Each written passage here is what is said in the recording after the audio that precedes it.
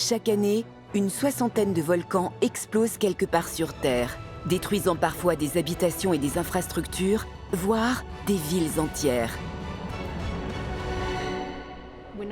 On ne peut pas arrêter l'éruption d'un volcan. Ce que l'on peut faire, c'est essayer de minimiser son impact sur les gens, sur les infrastructures. Pourtant, il arrive parfois que la catastrophe ne laisse pas le temps aux populations de s'échapper. Ce fut le cas le 8 mai 1902. En Martinique, le volcan La Montagne Pelée a anéanti la ville de Saint-Pierre, située à ses pieds. Pour l'éruption de la Montagne Pelée, ce qui est marquant, c'est que c'est instantané. C'est 28 000 habitants rayés de la carte. Voilà, il n'existe plus. En quelques secondes, c'est fini. Aujourd'hui, les scientifiques en sont convaincus. Ce scénario catastrophe n'a jamais été aussi près de se reproduire.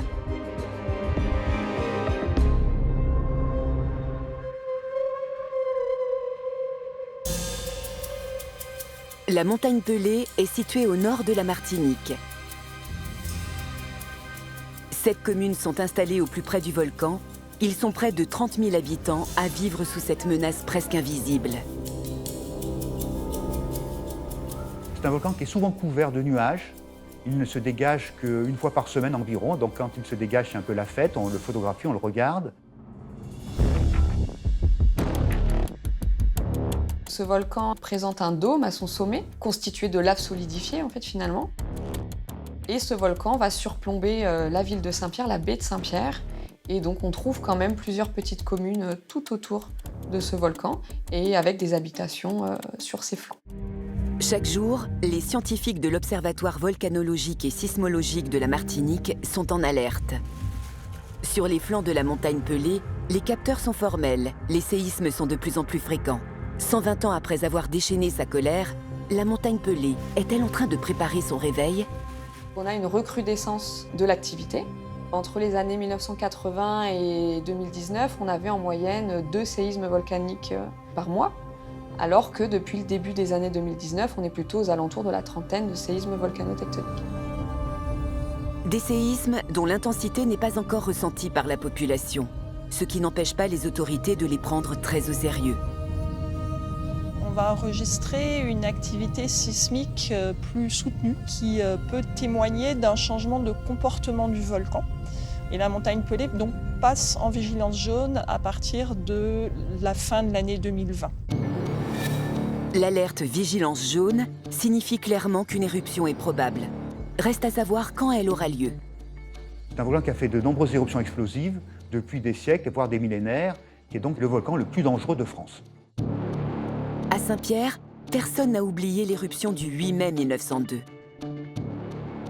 L'une des plus grandes tragédies du XXe siècle, rappelée tous les jours par les stigmates qu'elle a laissés derrière elle.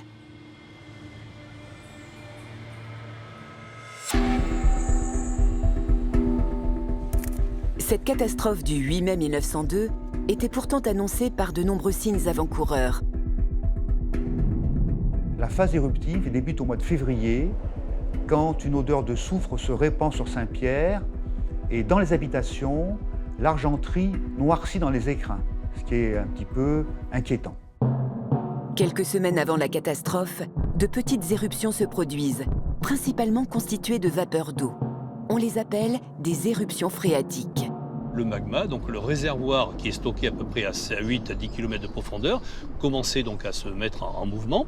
Et ce magma qui est remonté, il entraînait un réchauffement des nappes phréatiques. Elles se sont vaporisées. C'est la mise en pression de ces nappes phréatiques et leur détente brutale qui vont donner des explosions. Et donc il y a eu une série d'explosions qui ont commencé le 23 avril jusqu'au 8 mai. À Saint-Pierre, situé à seulement 5 km du volcan, l'obscurité se forme. Pourtant, la population ne va pas fuir. Il faut dire que des explosions phréatiques ont eu lieu quelques dizaines d'années auparavant et n'ont causé aucune destruction. Cette fois, c'est un tout autre scénario qui va se dessiner. Un scénario funeste que les habitants de Saint-Pierre n'auraient jamais pu imaginer. Le 8 mai 1902, à 8h02, là, tout change. C'est l'explosion. En fait, vous avez eu une accumulation de magma au sommet du volcan et tout d'un coup, il y a eu une explosion qui est une explosion latérale. Depuis l'intérieur du volcan, le magma, au lieu de s'échapper par un conduit vertical, s'engouffre dans une brèche latérale. Et c'est par cette fissure située au sud-ouest du cratère que sortent les gaz qui vont provoquer l'explosion. L'explosion latérale est plus dangereuse qu'une éruption verticale, comme une éruption plinienne, parce que toute l'énergie est libérée dans une seule direction. Cette explosion génère une coulée turbulente de cendres, de blocs et de gaz, fonçant à une vitesse de 500 km/h à une température de 250 degrés. Elle déferle vers l'est dans la vallée de la rivière Blanche en direction de Saint-Pierre et détruit une zone triangulaire de 56 km². C'est l'apocalypse en quelques instants, puisqu'il faut quelques minutes seulement pour que cette avalanche de matériaux brûlants, incandescents, arrive jusqu'au niveau des côtes. Extrêmement violente, cette masse de matériaux volcaniques propulsée à grande vitesse va créer une onde de choc atmosphérique. L'onde de choc en fait, va précéder de quelques secondes l'arrivée du matériel qui est expulsé. Il y a des études qui ont montré que en fait, finalement, les organes internes des corps humains ne résistent même pas à l'onde de choc. Et donc, la plupart des corps humains ne résistent pas à l'explosion en elle-même. Donc c'est comme si on avait une bombe atomique qui tombait tout de suite sur la ville.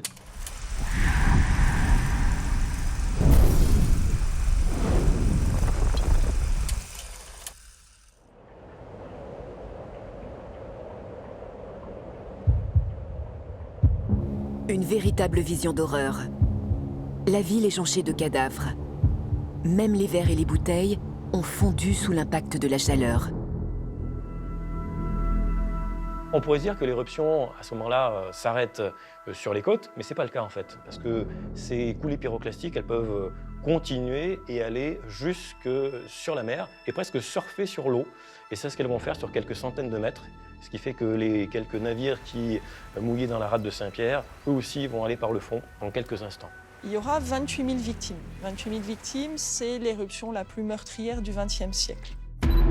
En moins de 2 minutes, cette explosion a littéralement rasé Saint-Pierre, emportant avec elle plus d'un dixième des 200 000 habitants que compte la Martinique à l'époque. Seuls 2 survivants ont échappé à la catastrophe. Un prisonnier, protégé par les murs épais de ce cachot, et un cordonnier qui se trouvait au fond de sa cave au moment de l'éruption. Après le 8 mai 1902, plusieurs autres nuées ardentes sont émises par la montagne Pelée, de moins en moins importantes.